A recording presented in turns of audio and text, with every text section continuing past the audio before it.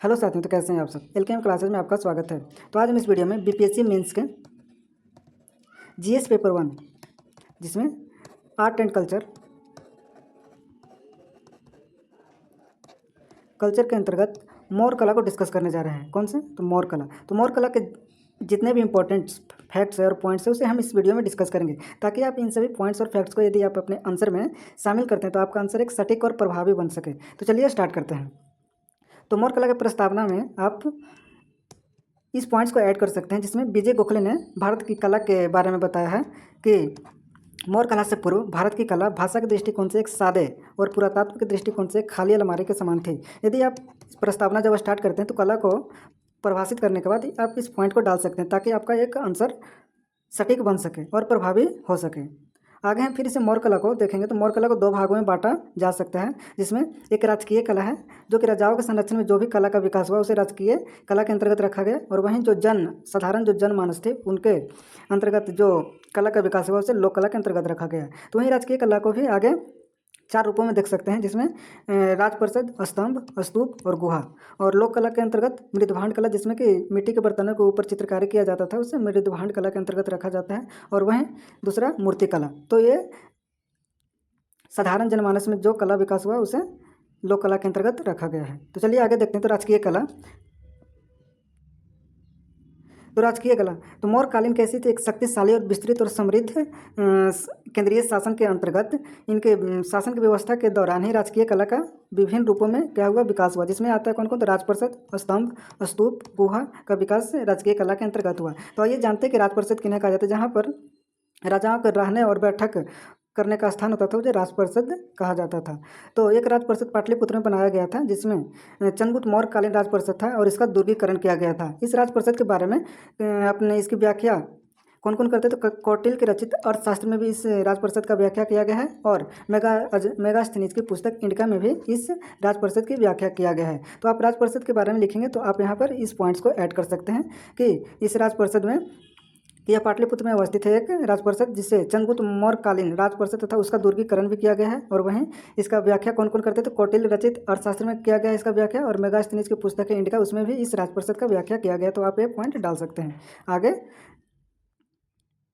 आगे है कि स्ट्रैबो इस राजपरिषद के बारे में कहते हैं कि यह समानांतर चतुर्भुज। कैसा? तो यह चतुर्भुज के आकार में था। तो समानांतर चतुर्भुज है, जिसका आकार 80x18 स्टेडियम में फैला हुआ था। कितना में? 80x18 स्टेडियम में फैला हुआ था, जिसके चारों ओर क्या था? तो जिसके चारों ओर 700 फीट की चौड़ी खाई थी। तो आप स्ट्रैबो के बारे में इस पॉइंट को लिख सकते हैं राजपरिषद के, जब इसको डिटेल में लिखेंगे राजपरिषद के बारे में। तो स्ट्रैबो इसके बारे में कहते हैं कि समानांतर चतुर्भुज है, जिसका आकार 80x18 स्टेडियम में फैला हुआ है, जिसके चारों ओर 700 फीट की चौड़ी खाई थी। और नगरों के चारों ओर लकड़ी की दीवारें बनाई गई थी, जिसके बांध चलाने के लिए सुराखें छोड़ी गई थी। तो क्या बोलते हैं कि 80x18 स्टेडियम में फैला हुआ था स्ट्रैबो के अनुसार, और नगरों के चारों ओर लकड़ी की दीवारें बनाई गई थी, जिसमें बांध चलाने के लिए क्या छोड़ी गई थी? सुराखें छोड़ी गई थी। तो स्ट्रैबो के पॉइंट्स को आप यहाँ ऐड कर सकते हैं। आगे है कि कुम्हरार स्थित एक मौर्य सभा बनाया गया है, जिसे राज्य परिषद कहा गया है। यहाँ पर मौर्य के जितने भी मंत्रीगण होते थे वहाँ पर क्या करते थे? सभा करते थे। ये कहाँ स्थित है? कुम्हरार में स्थित है, पटना के कुम्हरार में। इस राज परिषद की वस्तु स्थिति 4वीं शताब्दी में भी यथावत बनी हुई थी, यानी कि 4वीं शताब्दी तक यह राज परिषद वैसे ही लगभग बनी हुई थी, जिसे देख करके फहियान कहते हैं कि यह मनुष्य द्वारा निर्मित नहीं किया गया है, वरन यह देवता द्वारा बनाई गई है। इस कुम्हरार में स्थित एक राज परिषद है, उसको देख करके फहियान क्या बोलते हैं कि यह मनुष्य द्वारा नहीं बल्कि यह भगवान के द्वारा बनाई गई है। इस पॉइंट्स को आप यहाँ पे ऐड कर सकते हैं। आगे इतिहासकार एरियन का कहना है राजपरिषद के बारे में कि पाटलिपुत्र के राजपरिषद को सूसा तथा एकतवना के राजपरिषद से बेहतर बताया था। तो सूसा में जो राजपरिषद, एकतवना राजपरिषद है, उसकी तुलना करते हुए कहा कि सूसा और एकतवना के राजपरिषद से पाटलिपुत्र राजपरिषद को बेहतर बताया था। किसने कहा था? एरियन ने कहा था। आप इसे भी यहाँ पे ऐड कर सकते हैं, ताकि आपके आंसर में एक रूपता और सटीकता इसमें झलक सके। आगे आते हैं। तो नेक्स्ट है कि राजकीय कला के अंतर्गत स्तंभ कला का भी विकास हुआ था। तो स्तंभ कला को देखते हैं। तो स्तंभ कला का विकास भारत में मौर्य काल के में ही हुआ था। तो आप इससे विशेषता को लिख सकते हैं कि स्तंभ कला किस काल के दौरान इसका विकास हुआ था? तो मौर्य कला के विकास के दौरान ही हुआ था। तो आप इसे ऐड कर सकते हैं। आगे अशोक ने धर्म प्रचार प्रसार के लिए भारत में विभिन्न भागों में क्या करवाया था? स्तंभ का निर्माण करवाया था। तो आइए जानते हैं कि कौन कौन सा स्तंभ का निर्माण इन्होंने करवाया था। तो इसकी विशेषता को पहले जान लेते हैं। तो स्तंभ की विशेषता कि यह एक आसन पत्थर से बना हुआ है। कैसा पत्थर से था? तो एक बहुत बड़ा पत्थर रहता था, उससे काट कर ही क्या बनाया जाता था? स्तंभ बनाया जाता था। ये सब भाग को हटा दिया जाता था और जो ये पत्थर जो लंबा बचता था इसे ही स्तंभ के रूप में इसे खड़ा करके बनाया जाता था। तो यहाँ पर एक आसन पत्थर से इससे बनाया जाता था स्तंभ को, और यह चुनार और मथुरा के लाल बलुआ पत्थर से निर्मित किया जाता था। कहाँ से? तो इसका विशेषता लिख सकते हैं चुनार और मथुरा।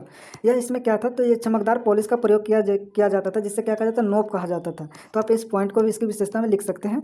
आगे है कि इसकी ऊंचाई कितना होता था? तो 35 से 50 फीट तक, और वजन कितना होता था? तो 150 टन के लगभग होता था। आप इस विशेषता को भी लिखना है आपको। आगे इसका आधार कैसा होता था? चौड़ा होता था और ऊपर थोड़ा पतला होता था, मतलब कि इस प्रकार से होता था। यह आधार चौड़ा होता था और ऊपर पतला होता था। आप यहाँ पे स्तंभ का फिगर भी बना सकते हैं। आपको प्रैक्टिस करके स्तंभ का फिगर कैसे बनाना है वो आपको करना है, ठीक है।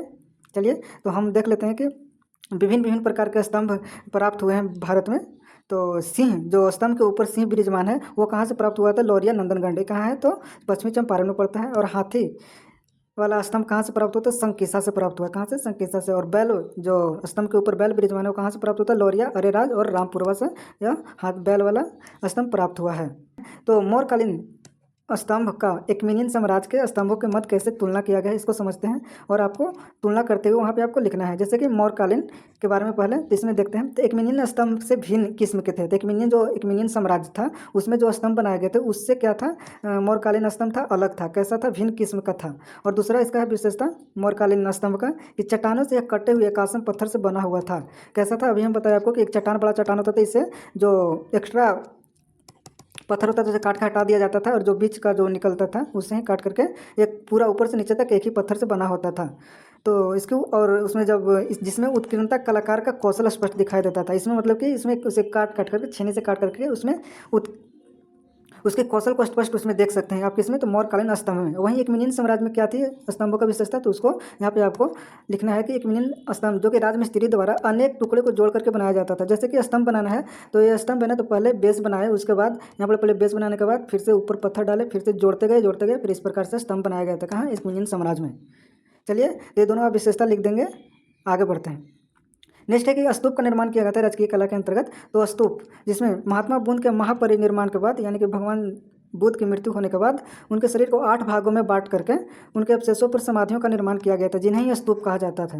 किन्हें कहा जाता है स्तूप? जिनके बुद्ध के 8 भागों में डिवाइड कर दिया गया उनके शरीर को मरने के बाद, और उन्हीं के ऊपर जो समाधि बनाया गया उसे ही क्या कहा गया? स्तूप कहा गया है। नेक्स्ट कि बौद्ध परंपरा के अनुसार अशोक ने 84,000 स्तूपों का निर्माण करवाया था। कौन सी परंपरा में? बौद्ध परंपरा में। उनके जो बौद्ध के जो पुस्तक है उनमें अशोक को कहा गया है कि उन्होंने 84,000 स्तूपों का निर्माण करवाया था, जिसमें बिहार के वैशाली, गया इत्यादि क्या है? प्रमुख है। तो आप देख लेते हैं स्तूप का चित्र कैसे है। तो आप इस प्रकार चित्र बना सकते हैं। आप इसको प्रैक्टिस करना है, बार बार प्रैक्टिस करेंगे तो आप इस प्रकार के चित्र बना लेंगे। तो इसको हम लोग नाम जान लेते हैं। तो सबसे पहले ऊपर का जो है इसे क्या कहेंगे? ऊपर का, सबसे ऊपर का ये वाला लाइन को छप्र, जिसको कि श्रद्धा या सम्मान या उदारता कहा जा सकता है ऊपर वाला का। और ये नीचे जो थर्ड है इसको क्या कहा जाता है? EST कहा जाता है। आप इसके नाम को आपको याद रखना है, ताकि आप जब फिगर बनाए तो उसे आपको वहाँ पर लिखना होगा। और ये जो है तो इसको क्या कहा जाएगा? हर्मिका। और ये जो अंडा के आकार का है इसे क्या कहा जाता है? तो अर्धचंद्राकार गुंबद का आकार है, तो गुंबद भी कह सकते हैं इसको, ठीक है। तो अंड कहा जाता है। क्या लिखना है आपको? अंड कहा। और ब्रैकेट में आप लिख सकते हैं अर्धचंद्राकार गुंबद। आगे है कि ये जो चबूतरा जिस पर अंड टिका हुआ है उस पर किस पे टिका हुआ है? तो चबूतरा पर, जिसे मेधी भी कहा जाता है। तो मेधी या चबूतरा हो जाएगा। आगे बढ़ते हैं। तो इसमें और मेधी और चबूतरा के नीचे जो है उससे क्या कहा जाता है? तो परिदक्षिणा पथ कहा जाता है, जिसपे ये चल सकते हैं, चारों पट्टी घूम सकते हैं। इसे क्या कहा जाता है? परिदक्षिणा पथ कहा गया। और नीचे का जो सबसे नीचे का ये जो है क्या है? वेदिका जिसे कहा जाता है। क्या कहा जाता है? वेदिका। और प्रवेश द्वार को क्या कहा जाता है? तोरण कहा जाता है। तो आप इन सभी को नाम याद कर लेंगे। जब भी आप फिगर बनाएंगे तो इन सभी को नाम लिखेंगे बार बार, तो आपको ये सारे नाम याद हो जाएंगे। चलिए आगे बढ़ते हैं। आगे है गुफा। तो राजकीय कला के अंतर्गत गुफा का भी निर्माण हुआ था, जिसमें भिक्षुओं और आजीविकों को रहने के लिए अशोक और उसके पुत्र दशरथ ने गुफाओं का निर्माण करवाया था। तो नागा अर्जुन पर्वत पर निर्मित गुफाएं किनके द्वारा बनाए गए हैं? तो उसको देख लेते हैं। तो नागा अर्जुन पर्वत पर निर्मित गुफाएं के बारे में आप लिख सकते हैं, जिसमें दशरथ द्वारा गया के पहाड़ियों पर गोपी गुफा, लोमस ऋषि की गुफा और बर्थिका की गुफा का निर्माण करवाया गया। किनके द्वारा करवाया गया? तो ये दशरथ। ये किनके पौत्र थे? तो अशोक के पौत्र थे। इनके द्वारा गया के पहाड़ी के पर गोपी का गुफा, कहाँ? गया के पहाड़ी पर कौन सा? गोपी का गुफा और लोमस ऋषि की गुफा का निर्माण और बर्थिका गुफा का निर्माण करवाया गया है। कहाँ? तो गया के पहाड़ियों पर। तो 3 गुफा का निर्माण करवाया गया किनके द्वारा? दशरथ के द्वारा। कहाँ? तो गया के पहाड़ियों पर गोपी, लोमस ऋषि और बर्थिका की गुफा का निर्माण करवाया गया है। आगे बढ़ते हैं। नेक्स्ट है कि बराबर की पहाड़ियों पर निर्मित गुफाएं अशोक के द्वारा सुदामा कर्णचौपार की गुफा जहानाबाद के बराबर की पहाड़ियों पर बनवाया गया। किनके द्वारा? अशोक के द्वारा। नाम क्या है उस गुफा का जो बराबर के पहाड़ी पर? तो सुदामा कर्णचौपार और विश्व झोपड़ी, ये किनके द्वारा बनाया गया है? तो अशोक के। कहाँ पड़ता है? तो जहानाबाद डिस्ट्रिक्ट में पड़ता है ये बराबर की पहाड़ी। आगे बढ़ते हैं, विशेषता देख लेते हैं। तो गुफा का विशेषता में क्या आ जाएगा? तो ये चतुर्भुजाकार कमरा रहता था। कैसा रहता था? ऐसा कमरा रहता था और बेलनाकार छत होता था। इसका छत कैसा होता था? तो इस प्रकार का छत होता था। कैसा? ऐसा छत होता था, ऐसा बेलनाकार छत होता था और दीवारें एवं छतों पर चमकदार पॉलिश का प्रयोग किया गया था। और इसका जो दरवाज़ा होता था किसका बना होता था? लकड़ी का दरवाज़ा बना होता था। आगे बढ़ते हैं, तो लोक कला में देखते हैं। तो लोक कला में हम लोग देखे थे मृदभांड और मूर्तिकला का निर्माण कहाँ हुआ था? लोक कला के अंतर्गत हुआ था। तो मौर्य कला में जनमानस के बीच लोक रुचि की वस्तुओं का निर्माण हेतु कलाकारों ने दरबार से बाहर वस्तुओं का निर्माण करवाया था। तो आप इस प्रकार से लिख सकते हैं, जिसमें मूर्तिकला का उत्कृष्ट नमूना है। मूर्तिकला उत्कृष्ट नमूना, जैसे कि मूर्तिकला के आप साक्ष्य लिख सकते हैं। तो लोहानीपुर कहाँ है? पटना में पड़ता है। लोहानीपुर से प्राप्त 2 नग्न पुरुषों की मूर्तियाँ, जिसका निर्माण जैन शैली में कयोत्सर्ग मुद्रा में हुआ है। कयोत्सर्ग मुद्रा में हुआ है। वो नग्न मूर्ति मिला था, इससे आप संबंध जताया गया कि यह जैन शैली में कयोत्सर्ग मुद्रा में हुआ है। कहाँ से हुआ है? तो ये लोहानीपुर से प्राप्त हुआ है। तो आप इस पॉइंट को आप लिख सकते हैं, जो कि VVI है। आपको यहाँ से इस पॉइंट्स को लिखना ही लिखना है। तो लोहानीपुर से प्राप्त 2 नग्न पुरुषों की मूर्तियाँ, जिसका निर्माण जैन शैली के कयोत्सर्ग मुद्रा में हुआ है। दूसरा पॉइंट है कि कुम्हार से विभिन्न पशु पक्षी तथा नर नारियों की मृण मूर्तियाँ मिली हैं। तो कुम्हार से क्या मिले हैं? तो पशु पक्षी की मूर्तियाँ मिली हैं और नर नारियों की मृण मूर्तियाँ यानी कि मरी हुई मूर्तियाँ मिली है। कहाँ से? कुम्हार से। थर्ड है कि दीदारगंज से चमार घरनिका मूर्ति का प्राप्त हुई है। कौन सी? चमार घरनिका की मूर्ति कहाँ से प्राप्त हुई? दीदारगंज से। ये भी पटना के नज़दीक ही पड़ता है। तो जो दीदारगंज से चमार घरनिका का मूर्ति जो प्राप्त हुआ है वो किससे बना हुआ था? तो बलुआ पत्थर से निर्मित है। एवं इसके विशेषता हम लिख सकते हैं, ओठों पर मुस्कान वाली यह मूर्ति अपनी सजीवता के लिए जानी जाती है। कैसी? यह एक मूर्ति थी जो कि यह मुस्कुरा रही है, इसके वजह से इसे समझा गया कि यह जीवित प्राणी की मूर्ति बनाया गया, यानी कि सजीवता के लिए जानी जाती है। तो आप इसको लिखेंगे तो काफ़ी आपका आंसर अच्छा बनेगा। ठीक है, आगे इसकी विशेषता को लिख सकते हैं लोक कला के। तो लोक कला में मूर्तिकला की मूर्तियों का लोक धर्म का आधार बनी। कैसे? तो मौर्य कला की मूर्तियाँ लोक धर्म का आधार बनी एवं इस कला में हाथी, घोड़ा, बैल, कुत्ता, हिरन, मोर, तोता इत्यादि की मूर्तियाँ बनाई गई। तो ये सब आप जानवरों को नाम याद कर सकते हैं और आपको अपने आंसर में लिखना है। नेक्स्ट है कि बलुआ पत्थर से इनका निर्माण होता था और भूरे पत्थर और चमकदार पॉलिश का इस पर क्या हो जाता? प्रयोग किया जाता था। तो बलुआ पत्थर, भूरे पत्थर और चमकदार पॉलिश का इन मूर्तियों पर प्रयोग किया जाता था। नेक्स्ट है कि थर्ड, मूर्तियों में सजीवता एवं सौंदर्यता का विशेष ध्यान रखा गया था। आप इन सब पॉइंट्स को लिखना है आपको। आगे बढ़ते हैं, तो मौर्य कला पर विदेशी प्रभाव को देख लेते हैं। तो कुछ विद्वान ऐसे थे जो कि मौर्य कला को कहते थे कि यह मौर्य कला की नहीं है, कहीं से कॉपी किया गया है। जिसमें देखते हैं कि मौर्य कला पर विदेशी प्रभाव ईरानी कला का सर्वाधिक माना जाता है। किस कला का सर्वाधिक माना जाता है? मौर्य कला का। तो ईरानी कला का सर्वाधिक माना जाता है। तो आप इस पॉइंट को लिख सकते हैं विदेशी प्रभाव में। नेक्स्ट आप क्या लिख सकते हैं? डॉक्टर स्पूनर क्या कहते हैं? तो डॉक्टर स्पूनर कहते हैं कि मौर्यकालीन भवन को पार्सोपोलिस के 100 स्तंभों के महल पर आधारित मानते हैं। क्या? एक पार्सोपोलिस के 100 स्तंभ के महल बनाया गया था, उसी पर आधार मानते हुए मौर्य कला के क्या मानते हैं कि यह वहाँ से प्रभावित है। किसने कहा था? तो डॉक्टर स्पूनर ने कहा था। तो ये आपको पॉइंट याद रखने हैं। आगे है कि अशोक के स्तंभों को शीर्ष फलक पर उत्कीर्ण पशुओं का निर्माण ईरान शैली से प्रभावित है। और इन्होंने क्या कहते हैं कि अशोक का जो स्तंभ बनाया गया उस पर जो शीर्ष फलक पर जो भी पशुओं को बैठाया गया, जैसे सिंह हो गया, बैल हो गया, हाथी हो गया, उस पर ईरानी शैली से प्रभावित इन्होंने बताया था कि ईरानी शैली में भी पशुओं का जो निर्माण किया गया है ना, तो वहीं से प्रभावित बताया था कि वहाँ से कॉपी किया गया। किन्होंने बताया था? डॉक्टर स्पूनर कहते हैं। आगे क्या बोलते हैं? दूसरे विद्वान हैं जिन्होंने लेखक हैं वासुदेव शरण अग्रवाल। इन्होंने कहते थे RK मुखर्जी एवं SP गुप्त और हैवल आदि विद्वानों के अनुसार मौर्यकालीन वस्तुकला पूर्णतः भारतीय है। तो भारतीय किन्होंने कहा था? तो वासुदेव शरण अग्रवाल, इनका नाम याद रखना है आपको। RK मुखर्जी का नाम याद रखना है। SP गुप्त और हैवल आदि विद्वानों के अनुसार मौर्यकालीन वस्तुकला कहाँ की थी? तो पूर्णतः भारतीय वस्तुकला थी।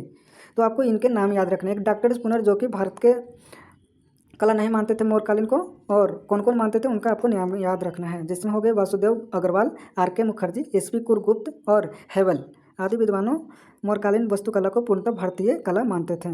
आगे है कि SP क्या कहते हैं? SP गुप्त ईरान के एकमेनियन साम्राज्य के पतन एवं अशोक के कलाकृतियों में 80 वर्ष का अंतर बताते हैं। तो आप SP अभी हम लोग जिनके जिनके नाम देखे जो बता रहे थे कि यह मौर्यकालीन कला है जो कि पूर्णतः भारतीय है। तो उन्होंने अपना क्या दिया, तर्क क्या देते हैं, उन्होंने कहते हैं कि ईरान के एकमेनियन साम्राज्य के पतन और अशोक की कलाकृतियों में 80 वर्ष का अंतर है, इसलिए यह भारतीय कला है। मौर्य कला कैसी कला है? भारतीय कला है। आप इस पॉइंट को आप लिख सकते हैं। नेक्स्ट, हेबल क्या बोलते हैं? इसमें हेबल बोलते हैं कि उल्टे कमल वाले स्तंभ का निर्माण का शीर्ष भाग ईरानी शैली की घंटी नहीं है, बल्कि विष्णु के कमल का फूल है। इसलिए इन्होंने इस कला को क्या माना कि यह भारतीय कला है, क्योंकि यह जो कमल का फूल बनाया गया विष्णु के क्या है, कमल का फूल है, ना कि यह ईरानी घंटी नहीं है, जो कि ईरान में उसको घंटी की तरह डिजाइन किया गया है, लेकिन मौर्य कालीन में यह कमल की तरह डिजाइन किया गया, जो कि विष्णु जी का कमल का फूल है। इससे यह रिलेट करते हुए हेबल ने बताया कि यह ईरान से प्रभावित नहीं है, यह भारतीय कला है। नेक्स्ट, स्तंभ में हाथियों का होना पुष्टि करता है कि मौर्य कला भारतीय कला है, क्योंकि ईरानी कला में हाथियों का प्रयोग कहीं भी नहीं किया गया था, इसलिए इन्होंने कहा कि यह कला भारतीय कला है। आगे बौद्ध धर्म के साथ मौर्य कला का संबंध देखते हैं। तो बौद्ध स्थापत्य जैसे सांची, भरूच, स्तूपों के अलावा अनेक बौद्ध विहारों का निर्माण मौर्य शासकों के द्वारा किया गया था। तो जो मौर्य शासकों किस धर्म को मानते थे, किस धर्म को ज़्यादा संरक्षण देते थे? बौद्ध धर्म को संरक्षण देते थे। तो उनके द्वारा ही ज़्यादातर किसका निर्माण किया गया? जैसे कि सांची का स्तूप हो गया, भरूच का स्तूप हो गया, और अनेक स्तूपों का निर्माण, और इसके अलावा बौद्ध विहारों का निर्माण मौर्य शासकों के द्वारा करवाया गया था। तो आप इस पॉइंट को लिखना है आपको। नेक्स्ट है कि इसमें आप लिख सकते हैं कि भिक्षुओं और आजीविकों के रहने के लिए बराबर और नागार्जुन पहाड़ियों में कई गुफाओं का निर्माण करवाया गया था। किन के द्वारा यह सब करवाया गया था? तो मौर्य शासकों के द्वारा करवाया गया था। नेक्स्ट है कि अशोक ने बौद्ध धर्म का प्रचार प्रसार के लिए भारत और भारत के बाहर भी इसका प्रचार करवाया था, जिसमें इन्होंने अपना पौत्र संघमित्रा और बाहर भेजा था, जैसे श्रीलंका उन्होंने प्रचार प्रसार करने के लिए भेजा था। नेक्स्ट है अशोक द्वारा स्थापित शिलालेखों, जिसमें स्तंभ लेखों इत्यादि में बौद्ध धर्म का धाम के बारे में जानकारी मिलती है। तो अशोक द्वारा स्थापित शिलालेखों और स्तंभ लेखों में बौद्ध का धर्म के बारे में जानकारी मिलती है। किसका? तो बौद्ध का धर्म का जानकारी कहाँ से मिलता है? तो अशोक के शिलालेखों और स्तंभ लेखों से जानकारी मिलती है। अब इतना लिखने के बाद आपको मौर्य कला के बारे में निष्कर्ष लिखना है, जो कि आपको खुद अपने तरीके से निष्कर्ष को बनाना है। चलिए ठीक है, मिलते हैं नेक्स्ट वीडियो में। Thank you.